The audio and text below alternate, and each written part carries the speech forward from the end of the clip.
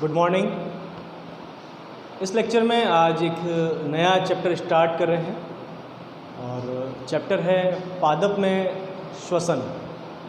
तो श्वसन की बात करेंगे। जनरल इंट्रोडक्शन है ये लेक्चर, बहुत ज़्यादा इसमें कुछ डिटेल में नहीं है और लेक्चर भी ज़्यादा लंबे नहीं है। एक्चुअल में 15 मिनट के आसपास के लेक्चर्स हैं, तो जितनी इन्फॉर्मेशन इसमें आ सकती है मैं कोशिश करूँगा आपको देने की इंट्रोडक्शन से रिलेटेड।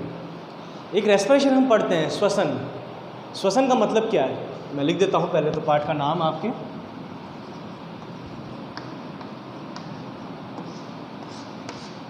आपने सुना होगा श्वसन के बारे में, पढ़ा भी होगा श्वसन के बारे में। जब हम बात करते हैं श्वसन की तो सीधा सा आंसर अगर आपसे पूछा जाए श्वसन क्या है तो आप यही बताएंगे, गैसों को लेना, गैसों को छोड़ना, ऑक्सीजन लेना, CO2 देना, ये एक श्वसन है। तो श्वसन की डेफिनेशन ये हो जाएगी। रेस्पिरेशन की डेफिनेशन अगर मैं पूछूं आपसे तो आप यही बताएंगे। ज़्यादातर लोग यही बताएंगे, जिन्होंने पढ़ा नहीं है उसको वो यही आंसर देंगे, यही जवाब देंगे।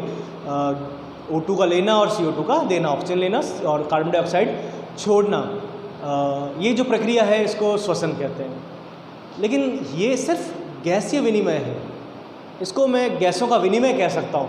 यही तो हो रहा है, एक्सचेंज ऑफ गैसेस, यानी गैस एक आप ले रहे हैं और एक दूसरी गैस आप छोड़ रहे हैं।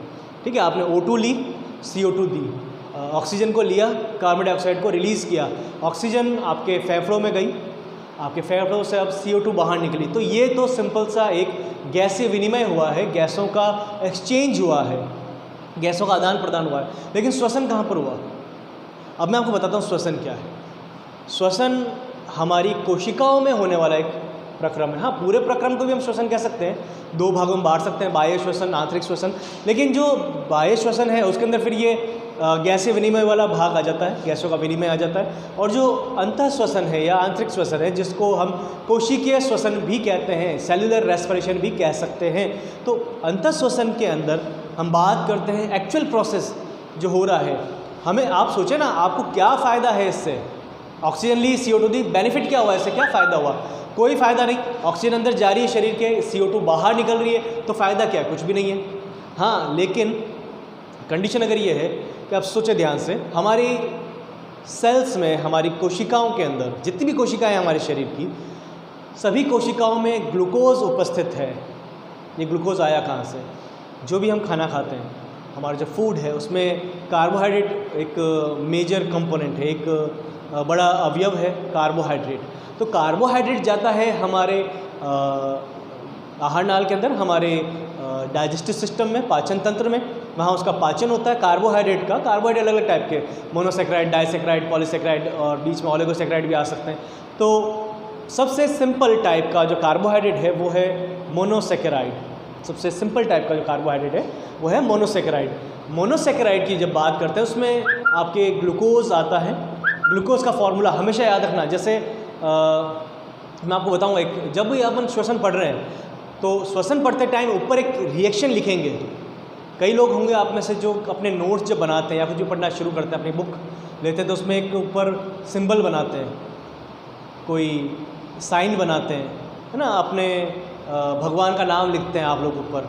उसी तरह से जब भी हम श्वसन पढ़ेंगे एक रिएक्शन ऊपर लिख के ही स्टार्ट करेंगे। वो रिएक्शन सबसे ऊपर लिखेंगे और उसके बाद ही श्वसन को पढ़ना स्टार्ट करेंगे। और हमेशा हर लेक्चर में उसका रीज़न ये, वो रिएक्शन बैलेंस रिएक्शन, बिल्कुल संतुलित अभिक्रिया आपको याद होनी जरूरी है। आपने छोटी क्लास में पढ़ा होगा अभिक्रिया का संतुलन, अभिक्रिया को संतुलन कैसे किया जाता है। तो अभिक्रिया का जो संतुलन है वो ज़रूरी है और उसी से आपको समझ में आएगा। मैं आपको कभी ये सजेस्ट नहीं करूँगा कि आप लोग ट्रिक से ग्लाइकोलाइसिस को याद करो। बहुत ख़राब काम है अगर आप ग्लाइकोलाइसिस को याद कर रहे हैं ट्रिक के साथ में। फिर आप क्रैब साइकिल भी याद करेंगे, C4 साइकिल भी याद करेंगे, C3 साइकिल भी याद करेंगे, ATS भी याद करेंगे, है ना। और बहुत सारी चीज़ें हैं बायोलॉजी के अंदर जिनको आप याद करेंगे और फिर जब कोई आपसे पूछेगा तो आप उसको ये कहेंगे कि ये तो रटने वाले टॉपिक्स है। एक्चुअल में ये रटने वाले टॉपिक्स बिल्कुल नहीं है, ये समझने वाले टॉपिक्स है। समझ में आ गए तो उसके बाद आप इसको ईजिली याद कर सकते हो, कहाँ पर क्या हो रहा है, सारे एंजाइम्स के नाम, कहाँ ATP इन्वेस्ट हो रही है, कहाँ ATP गेन हो रही है, सारा कुछ। चलो मैं रिएक्शन लिख देता हूँ, उसके बाद आगे की बात आपको बताता हूँ। तो इसकी जो रिएक्शन होगी वो ये होगी, C6H12O6 प्लस 6O2 यहाँ पर 6 डोमिनेंट है, 6 प्रभावी है, 6 जो है बहुत ज़्यादा बार आएगा यहाँ पर, तो याद रखना भी ईजी, कोई प्रॉब्लम नहीं है इसके अंदर। मेरे पास मल्टीपल कलर्ड चॉक है, मैं उसको यूज़ करता हूँ। यहाँ पर एक एरो बनाया मैंने और रिएक्शन करते हैं, अभिक्रिया लिखते हैं, सिंपल वही तरीका है। और अब मुझे जो उत्पाद मिलेगा जिससे बन रहा है वो है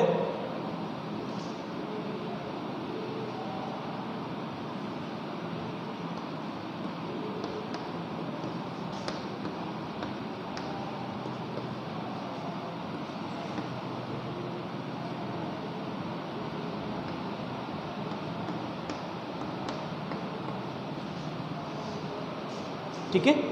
ये रिएक्शन आपको याद रखना, इसमें एनर्जी किलो कैलोरी में भी ले सकते हैं, 686 किलो कैलोरी आ जाएगी एनर्जी, उसको भी यहाँ पर ले सकते हैं, कोई प्रॉब्लम नहीं है। चलो ये रिएक्शन आपको याद होनी चाहिए, ये कहाँ पर हो रहा है और क्या प्रोसेस। ये प्रोसेस है हमारे श्वसन का। जब मैं बात कर रहा हूँ, मैं बोल रहा हूँ श्वसन, तो श्वसन क्या है, श्वसन है ये प्रोसेस, ये सिंपल सी एक लाइन की रिएक्शन। लेकिन जब इसको डिटेल में पढ़ेंगे तो डिटेल आपके अगले ऐसा मुझे लग रहा है शायद 4 या 5 दिन लग जाएंगे, और लेक्चर्स भी कुछ लंबे होंगे। अब मैं थोड़े से लेक्चर लंबे बनाऊँगा। अब मेरे पहले जो लेक्चर थे वो 10 मिनट 12 मिनट के या शायद 15 मिनट के, इससे लंबे नहीं थे।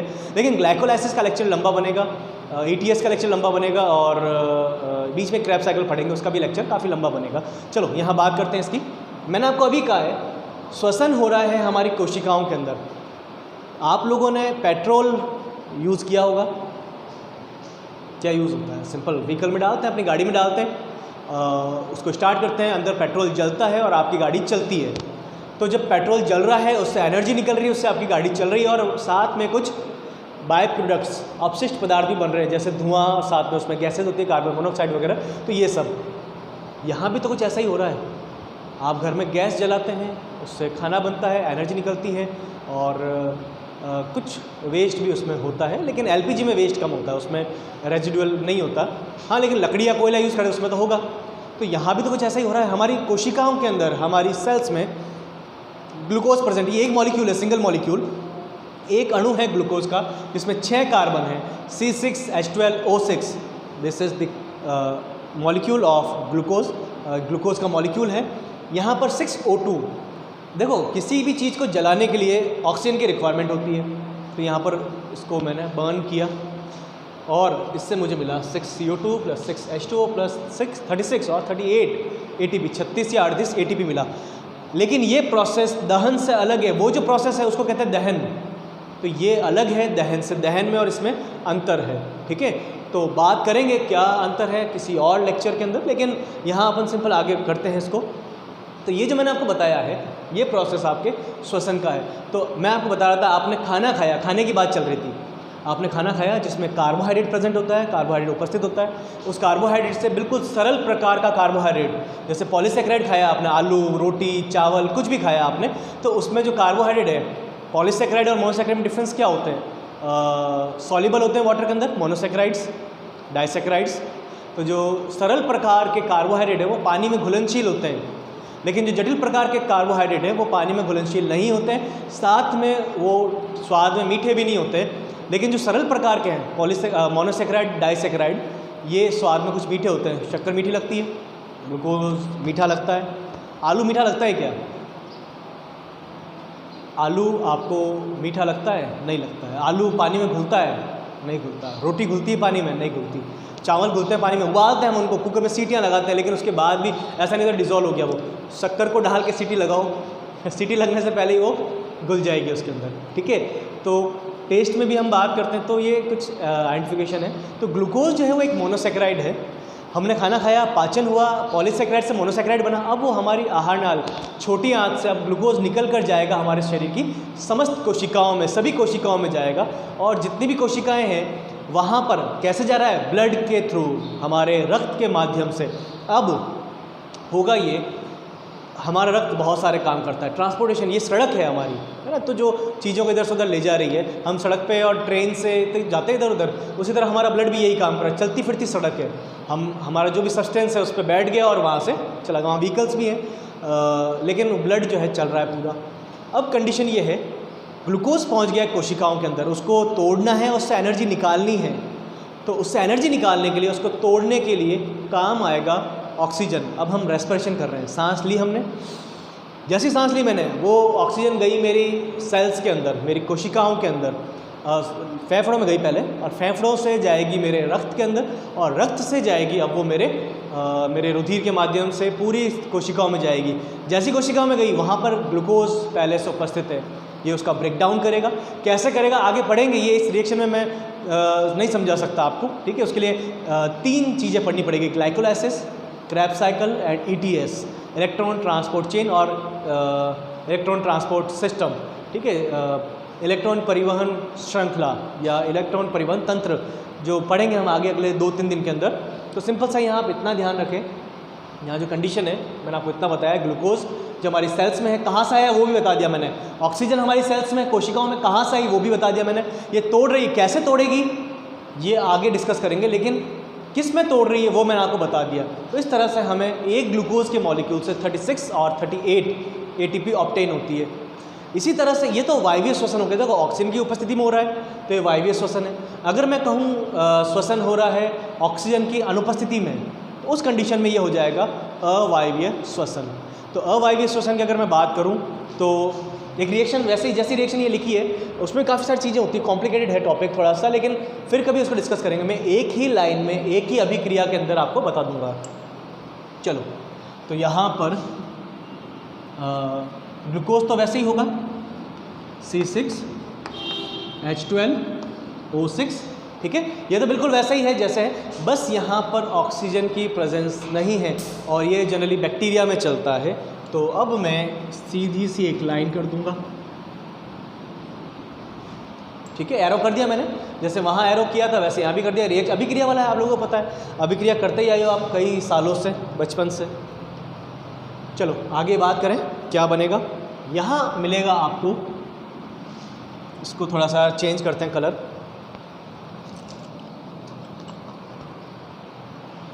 यहाँ मिल जाएगा आपको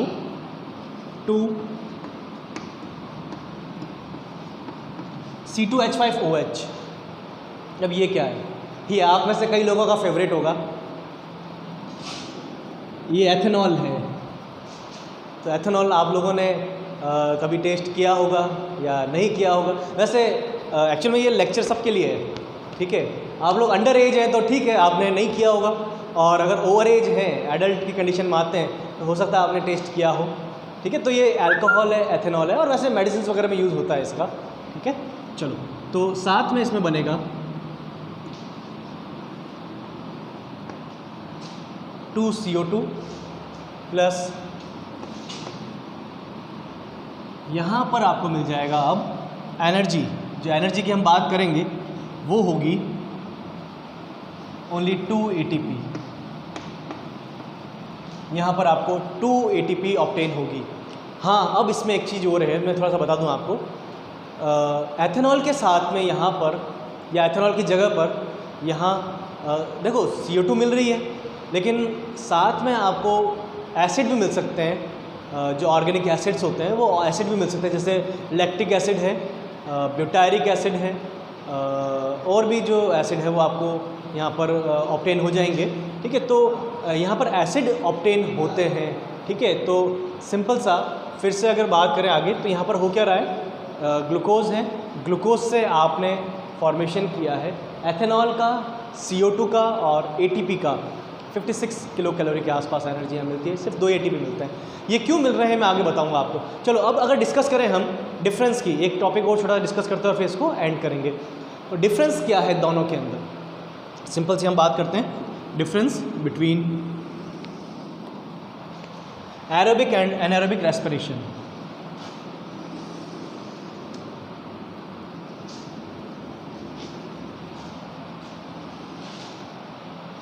difference between aerobic and anaerobic respiration.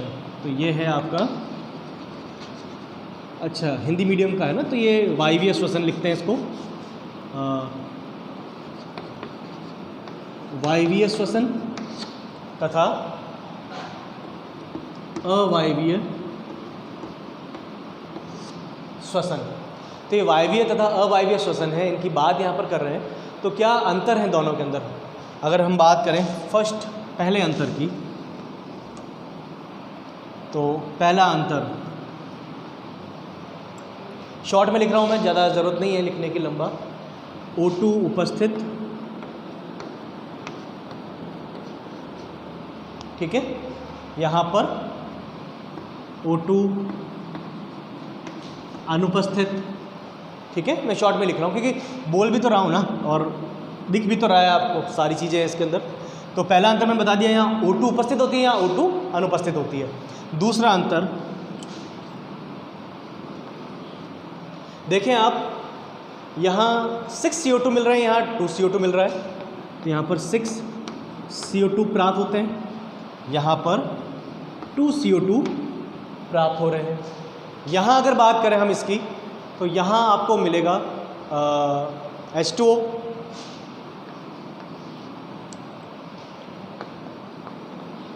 H2O उपस्थित, यहाँ पर H2O अब है ही नहीं, तो फिर नंबर क्या लिखें, जब एब्सेंट है तो फिर क्यों लिखूँ मैं 6 है या कितना है, ठीक है। चलो आगे बात करते हैं। वहाँ पर एनर्जी कितनी मिल रही है, वहाँ एनर्जी आपको मिल रही है, एनर्जी बाद में लेंगे, पहले अल्कोहल ले लेते हैं। यहाँ पर अल्कोहल या एथेनॉल,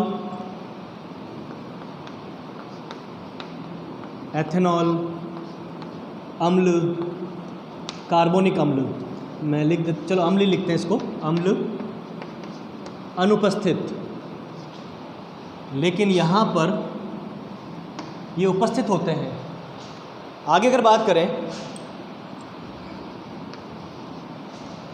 यहाँ पर एनर्जी 36 या 38 या 36 ATP मिलते हैं, यहाँ पर सिर्फ 2 ATP ही मिलते हैं। तो ये अंतर है दोनों के अंदर, सिंपल से अंतर मैंने लिखे हैं बिल्कुल, जो अंतर है दोनों के अंदर। आप इसको लैंग्वेज में पूरा लिख सकते हैं, अपने नोट्स प्रॉपर बना सकते हैं। तो जो भी अंतर है श्वसन, वायवीय श्वसन और अवायवीय श्वसन में। अब एग्जाम्पल की बात करें, वायवीय श्वसन होता है most of the living cells, in most of the living cells, यानी ज़्यादातर, लगभग सभी, मान लो सभी जीवित कोशिकाओं में। इसकी अगर बात करेंगे अवायवीय श्वसन की, तो ये होता है बैक्टीरिया में मिल जाएगा आपको, जर्मेटिंग सीड्स यानी अंकुरन होने वाले अंकुरित बीजों के अंदर मिल जाएगा, पल्प वाले जो फ्रूट हैं उनमें मिल जाएगा आपको, यीस्ट में मिल जाएगा। तो इसके एग्जांपल ये हो सकते हैं, यीस्ट, पल्प वाले फ्रूट्स, 2 नाम मैंने और बताए थे, एक तो बीज, अंकुरित बीज, और बैक्टीरिया, तो वो तो है ही मेन बैक्टीरिया। तो 4 एग्जांपल इसके बताए हैं मैंने, और इसमें तो है ही है सारे, ठीक है। तो यहाँ पर डिस्कस किया है श्वसन का एक इंट्रोडक्शन।